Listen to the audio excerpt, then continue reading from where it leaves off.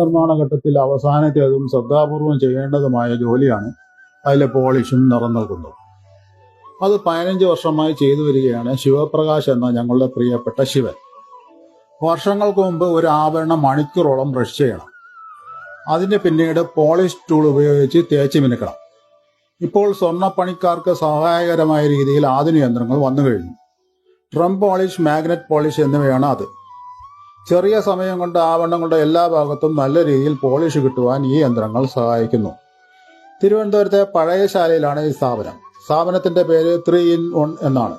ഇവിടെ പഴയ സ്വർണ്ണാഭരണങ്ങളും വെള്ളി ആഭരണങ്ങളും പോളിഷ് ചെയ്ത് നൽകുന്നുണ്ട്. മാത്രമല്ല ഗ്യാരണ്ടിയോടെ ഗോൾഡ് കവറിംഗ് ആഭരണങ്ങൾക്ക് ഗിൽറ്റ് ചെയ്തു കൊടുക്കുന്നുമുണ്ട്.